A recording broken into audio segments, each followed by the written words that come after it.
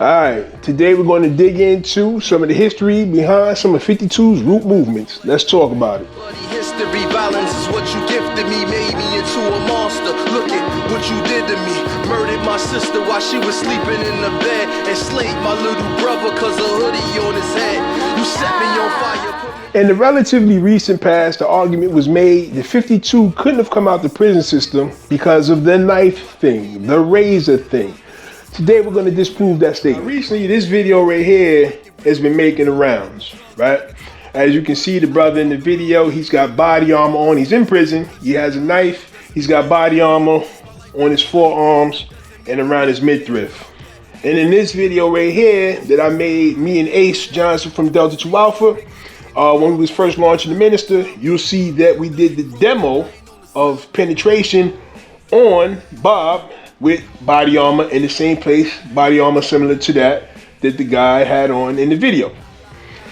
The reason we put the body armor on Bob there, that particular type of body armor, because the Minster was based on the blade profile I used to prefer when I was living in the gated community, because that particular blade profile can punch through that type of body armor.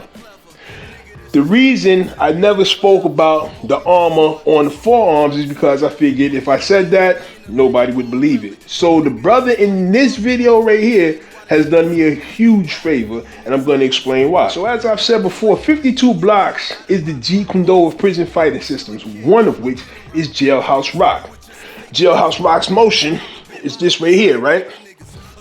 If I have protection here, in here, and I'm rocking, I can eat incoming shots on the forearm and still be in a position to counter, right? This hand comes across like this, that protects here, boom. So every time I'm moving, the parts of my body that aren't protected down here are protected by the armor on my forearms. And having the armor on my forearms puts me in a position to counter immediately the bear trap principle that I've been speaking about for years when I feel contact on the body armor, right? Boom. So dudes in prison took all of this stuff into account, right? The movement is here, boom, I can protect here, I can protect here. Using these as an approximation of where he had the body armor at, you can see that as I'm moving, I always interpose the body armor between me and the opponent. And if I need to stab, I can stab here, even from here, right? So this is Jailhouse Rock, which is a precursor to 52 blocks. Using it with the knife, boom, right? See how that works? So again, based on this, you can see the practicality of the movements, how the individuals in the prison system would have taken into account somebody attacking them with a knife, what they would need to do in order to be protected against the knife, which brings us back to the root origin of 52 blocks, which is the gated community, aka the prison system. So now I know the next question is going to be, yeah, but when would you have time to do all of that, even though we just saw the video with the brother armed up like that? But if I knew there was an issue and I knew I was running into somebody's cell, or even if I knew something was going to happen on the yard, I would grip up beforehand, right?